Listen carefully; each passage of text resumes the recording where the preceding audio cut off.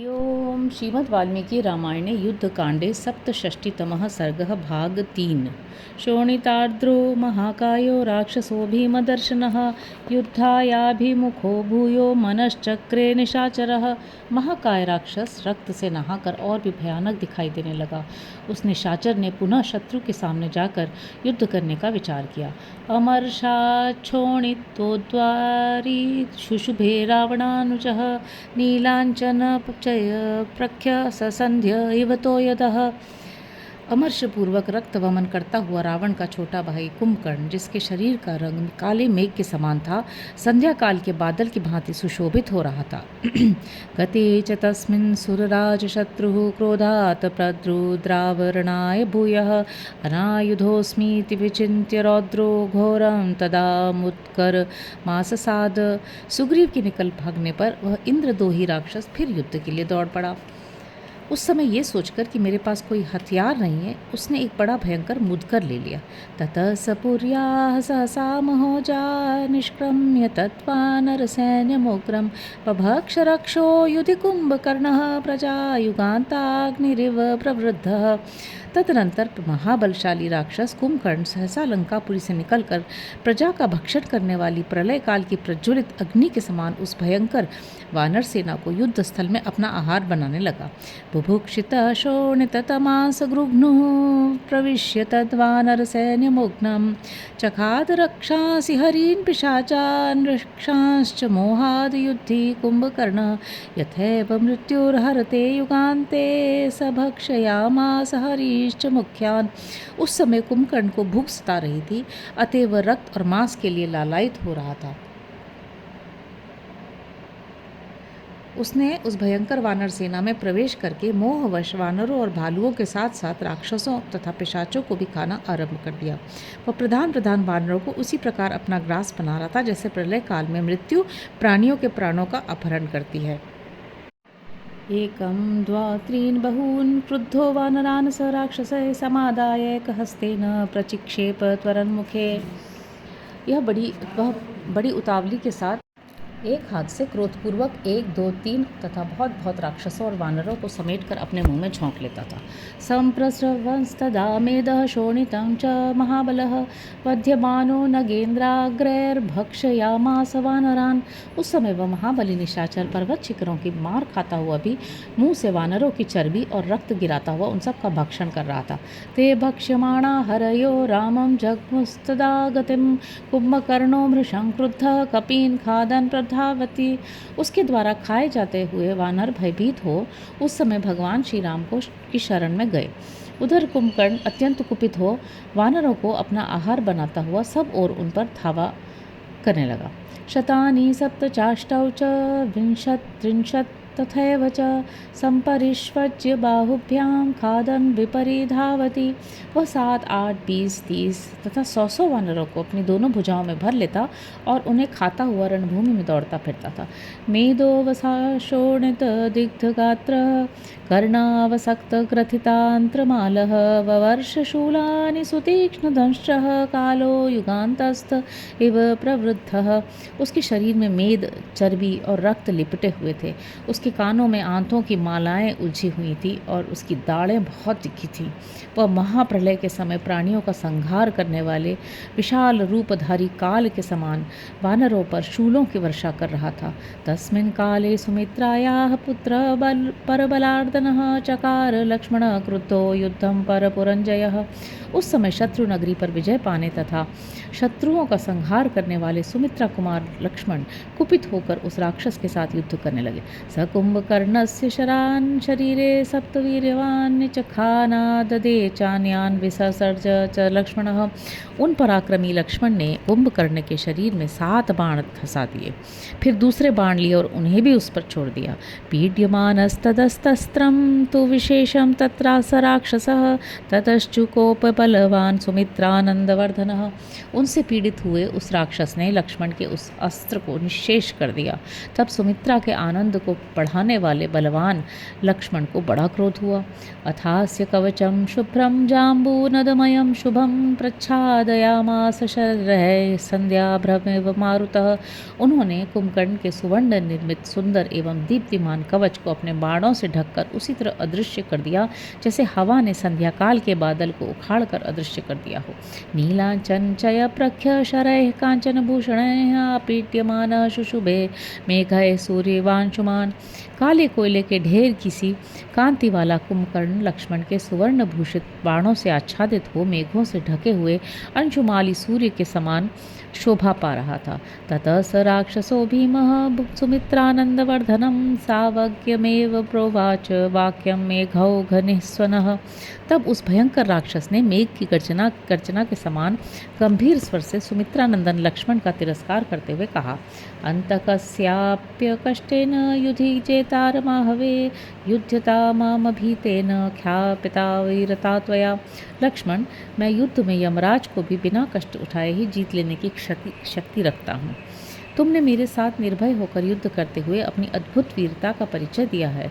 प्रगृहीता युद्धस्येह मृत्योरिव महामृते तिष्ठन्नप्यग्रतः पूज्य किमु युद्ध प्रदायकः। जब मैं महासमर में मृत्यु के समान हथियार लेकर युद्ध के लिए उद्यत होऊं, उस समय जो मेरे सामने खड़ा रह जाए वह भी प्रशंसा का पात्र है। फिर जो मुझे युद्ध प्रदान कर रहा हो उसके लिए तो कहना ही क्या।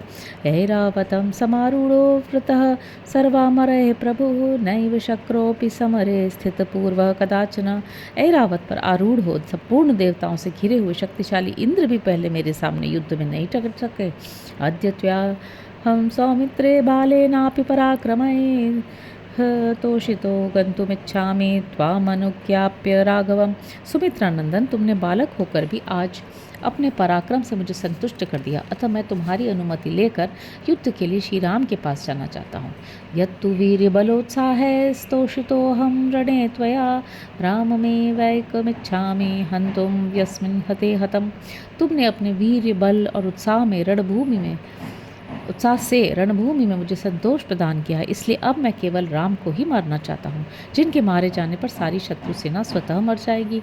रामे मयात्र निहते ये स्थास्यन्ति संयुगे तानहम योधयिष्यामि स्वबलेन प्रमाथिना।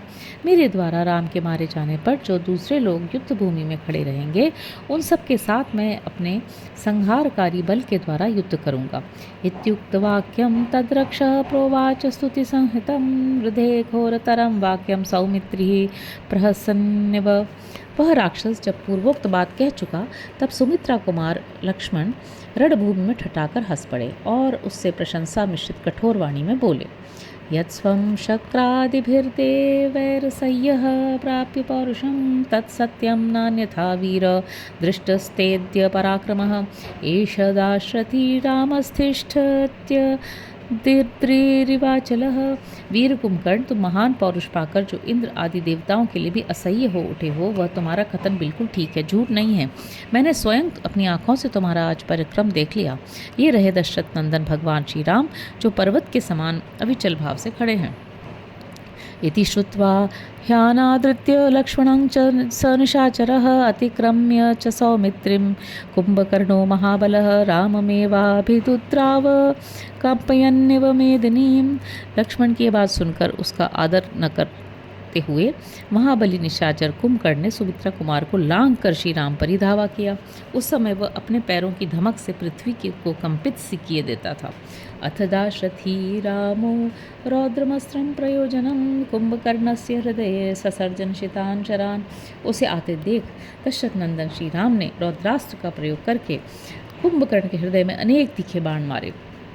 तस्य रामेण विद्धस्य सहसाभिप्रधावतः अंगारमिश्रा क्रुद्धस्य मुखान्निश्चेरुर्चिषः। श्री राम के बाणों से घायल हो वह सहसा उन पर टूट पड़ा। उस समय क्रोध से भरे हुए कुंभकर्ण के मुख से अंगार मिश्रित आग की लपटें निकल रही थी। रामास्वविद्धो घोरम वै नर्दन राक्षस पुंगवः अभ्यधावत संक्रुद्धो हरीन विद्रावयन रणे।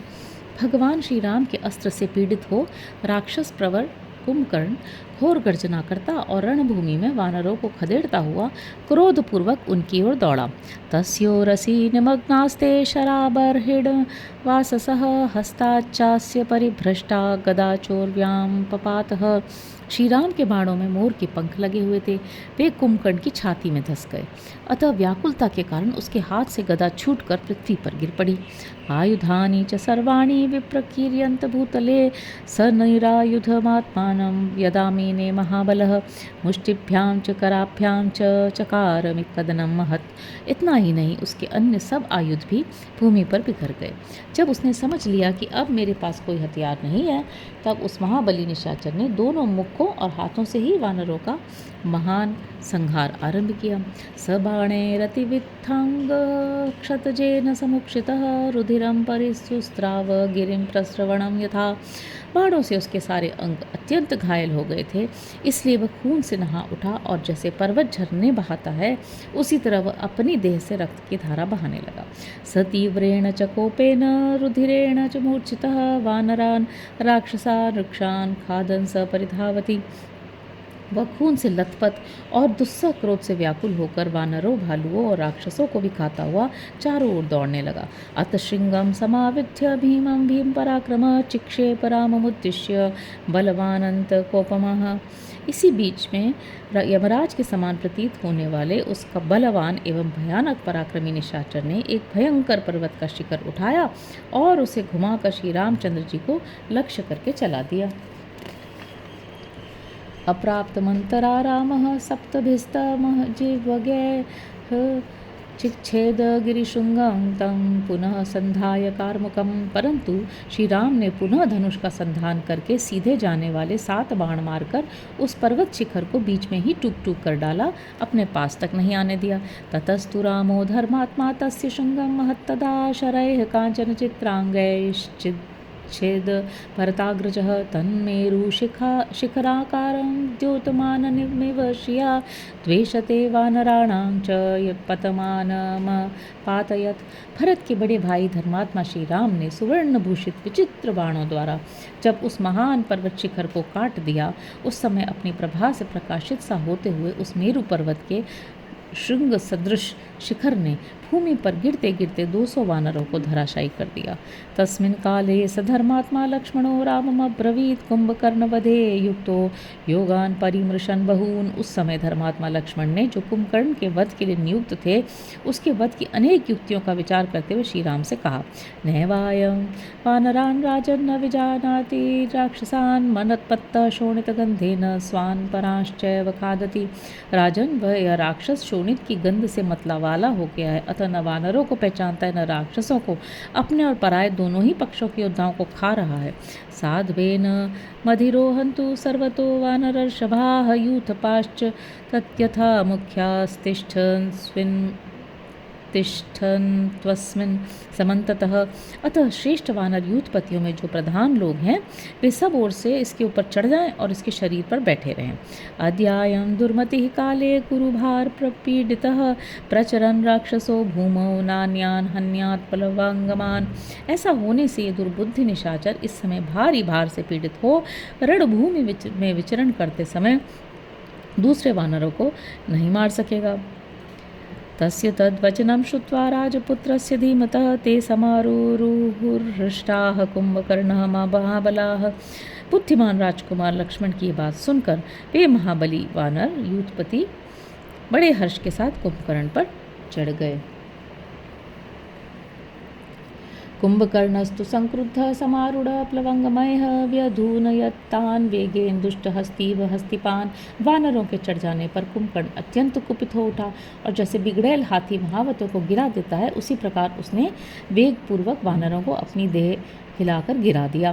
तान् दृष्ट्वा निर्धुतान् रामो रुष्टोऽयमिति राक्षसं समुत्पपात वेगेन धनुरुत्तममाददे। उन सबको गिराया देख श्री राम ने समझ लिया कि कुंभकर्ण रुष्ट हो गया। फिर वे बड़े वेग से उछलकर उस राक्षस की ओर दौड़े और एक उत्तम धनुष हाथ में ले लिया। हरि ओम।